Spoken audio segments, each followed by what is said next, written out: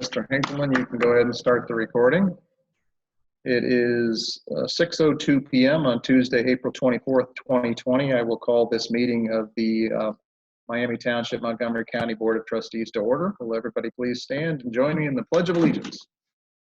I pledge allegiance to the flag of the United States of America, and to the republic for which it stands, one nation, under God, indivisible, with liberty and justice for all. Mr. Morris, Here. Mr. Culp, You need to unmute yourself, Don, and say here. Here. Here.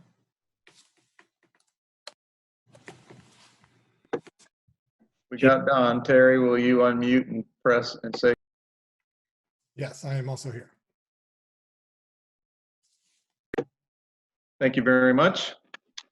Before we get into the meeting, since this is being recorded and shared, I'd like to share for the public that on March 27th, Governor Mike DeWine signed into law House Bill 197, allowing members of public bodies to hold and attend meetings and to conduct meetings by teleconference, video conference, or any similar electronic technology. Such meetings are legal for as long as the governor's coronavirus emergency remains into effect up until December 20th, 2020. There are details, but essentially we have studied the law and we believe that this meets the criteria to have a public meeting, and we are doing so. So with that, Mr. Posey, can you read us the military casualties? Thank you. We have 4 military casualties since our last meeting. Marine Corps Gunnery Sergeant Diego D. Pongo, participating in Operation Inherent Resolve, passed on March 8th, 2020. He was 34 years old, from Simi Valley, California, and was assigned to the 2nd Marine Raider Battalion, Marine Special Operations Command Camp Lejeune, North Carolina. The second was Marine Corps Captain Moises A. Navas, again participating in Operation Inherent Resolve. He passed on March 8th, 2020. He was 34 years old, from Germantown, Maryland, and was assigned to the 2nd Marine Raider Battalion, Marine Forces Special Operations Command, Camp Lejeune, North Carolina. The third is Air Force Staff Sergeant Marshall D. Roberts, again participating in Operation Inherent Resolve. He passed on March 11th, 2020, at the age of 28.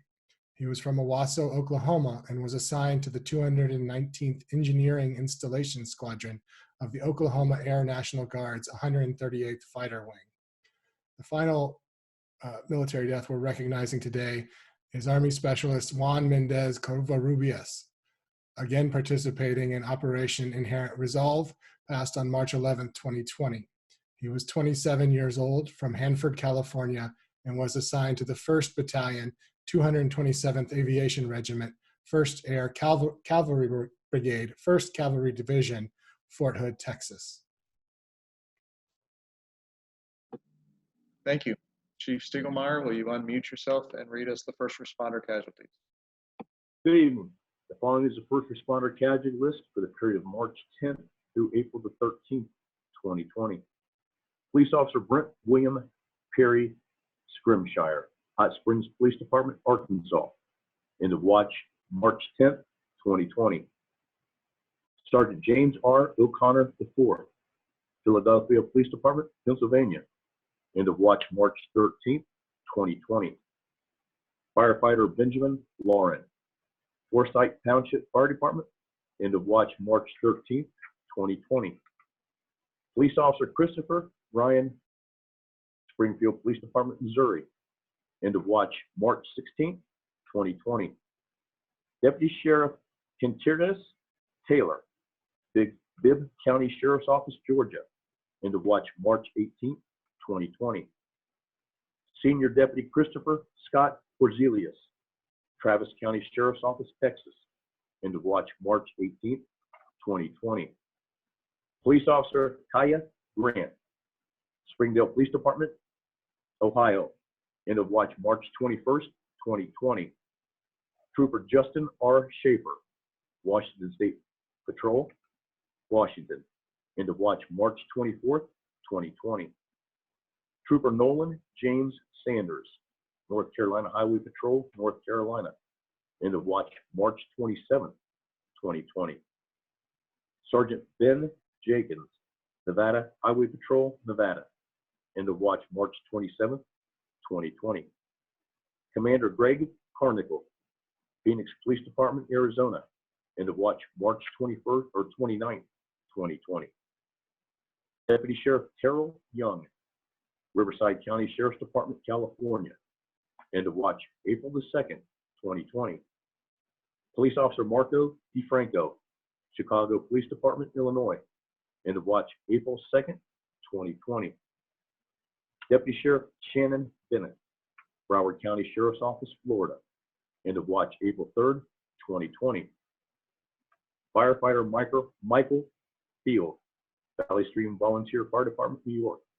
End of watch, April the 8th, 2020. Fire Captain Franklin Williams, Detroit Fire Department, Michigan. End of watch, April the 8th, 2020. Officer Brianne Lath, Indianapolis Metropolitan Police Department, Indiana. End of watch, April the 9th, 2020. Chief of Police Terry Engel, Hampton Police Department, Illinois. End of watch, April the 11th, 2020. And finally, Deputy Sheriff Jeremy Ledoux, Charleston County Sheriff's Office, South Carolina. End of watch, April the 13th, 2020. Thank you, Chief. If everyone could please join me in a moment of silence.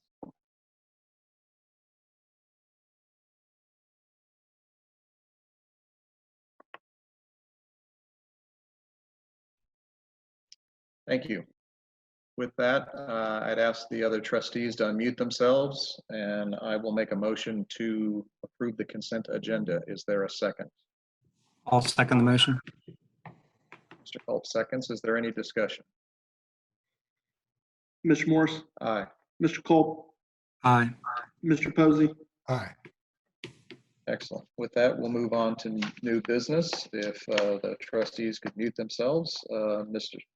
Chief Stegelmeyer, we have a motion for a liquor permit.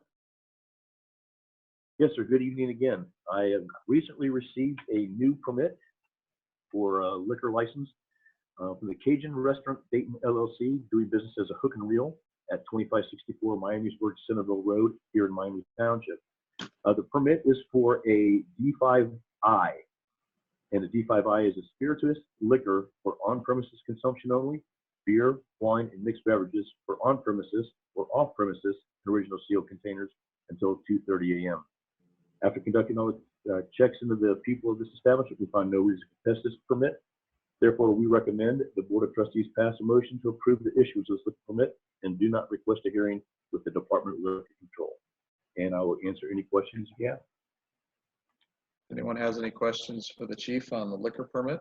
Please unmute yourself and ask a question. Seeing none, Chief, could you tell us about Resolution 28? Yes, Council. Trustees, for this evening, the second thing that I have before you is a resolution to dispose of township-owned property. Recently, as you all know, the Miami Township Police Department has gone through a process of rebranding itself. And during this process, we have new badges, as I'm adorned on my uniform, as you can tell, as well as new patches. As part of this process, we have now a surplus of a whole bunch of old police badges. And after consulting with the Township Law Director and reviewing the Higher Revised Code, Section 505-101, which establishes the procedures for us to dispose of any type of property the township has, we find no reason that we cannot declare these as surplus property and put them out for sale to Miami Township employees. Therefore, I recommend that we put these badges, declare them as surplus, and allow them to be sold to township employees. And if there are any questions, I'll be glad to answer. If anyone has a question for the chief on Resolution 28, please unmute yourself and ask that question.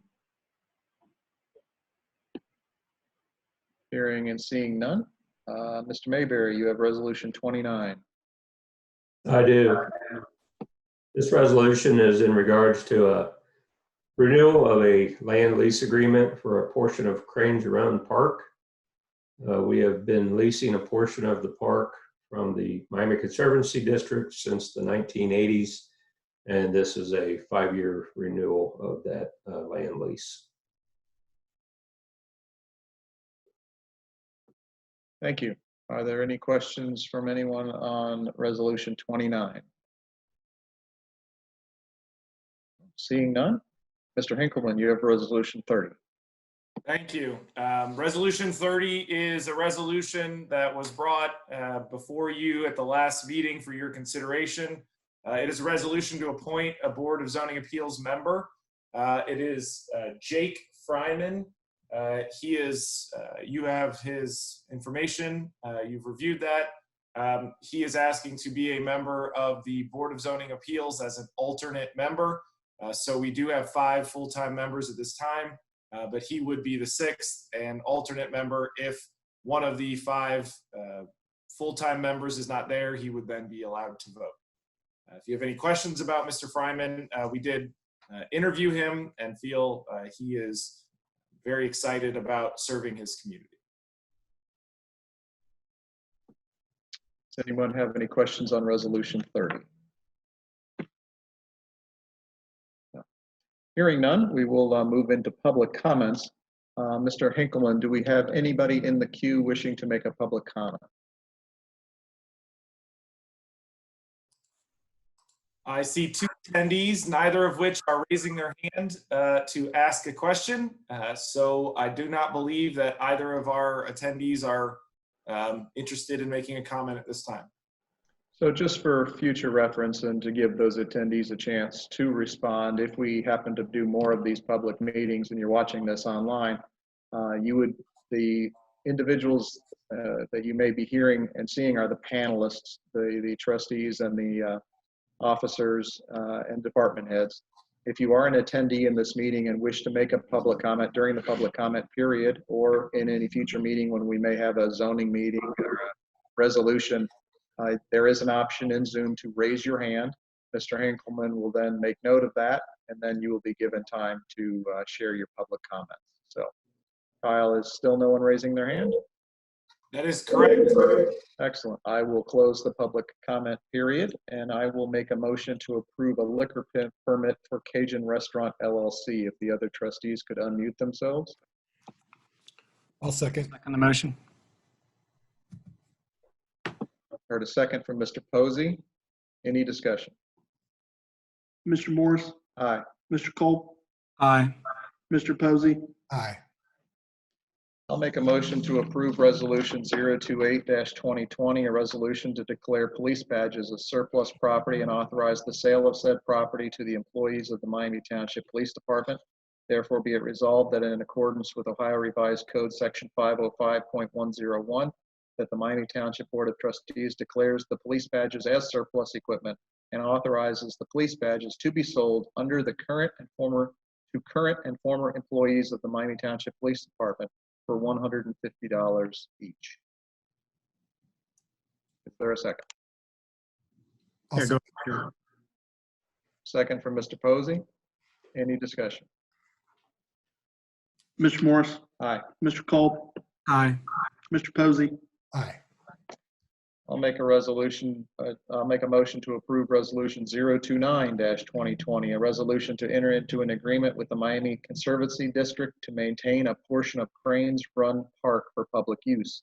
Therefore, be it resolved, the Miami Township Board of Trustees authorizes the Township Administrator to take necessary steps to execute a land use lease number 32-311-1 to permit Miami Township staff to continue maintenance of a portion of Cranes Run Park for public use. Is there a I'll second? second the motion. Mr. Culp is a second. Any discussion? Mr. Morris, Aye. Mr. Culp, Aye. Mr. Posey, Aye. I will make a motion to approve Resolution 030-2020, a resolution to appoint a Board of Zoning Appeals alternate member. Therefore, be it resolved, the Miami Township Board of Trustees appoints Jake Fryman to serve on the Board of Zoning Appeals as an alternate member for a term of 1 year, ending December 31st, 2020, pending completion of a background check. I'll second the motion. Second from Mr. Culp. Is there any discussion? Mr. Morris, Aye. Mr. Culp, Aye. Mr. Posey, Aye. We have no public hearings. We have no department heads that have put into the agenda that they wish to make comments. Would any of the elected officials like to question any member of staff? Seeing none. Mr. Newell, do you have any comments? I have none. Mr. Colt, do you have any comments? I have none. Mr. Posey? I have a brief comment. I just want to express our thanks to those adjusting to this process without complaint during these trying times. Township staff and my fellow trustees have worked hard to stay within the law and keep business as usual going within the township. While I think that we would all agree we prefer to meet face to face, I would welcome your feedback on this process and this meeting specifically. I also want to thank the township first responders who are adjusting to the new reality and safety requirements, but still providing needed services. I want to thank the medical professionals in this area and throughout the state who are on the front lines of serious danger and experiencing that grief every day. I want to thank the citizens of this township and the area without whom none of this matters, but especially those doing what they can to observe social distancing and staying home as much as appropriate. We will get through this the only way we can, relying on each other. Thank you. Thank you, Mr. Posey. I would echo those comments and would like to also thank the staff and the administrations for starting to look at the potential financial impact of the township on this crisis that's going on. Township form of government is a little bit unique in that it does not rely on income taxes as nearly as heavily as cities and counties do. Therefore, we're going to be impacted definitely, but it's going to be in different ways, and we're going to be measuring that impact and then adjusting accordingly. One of the things that's going to impact our funding will be the collection of hotel and motel taxes because those facilities are empty these days.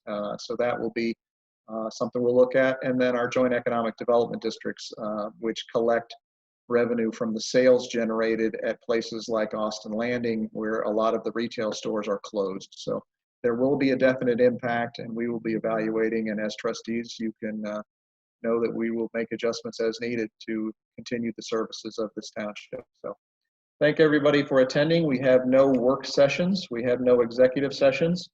I will adjourn the meeting at 6:20. Thank you all.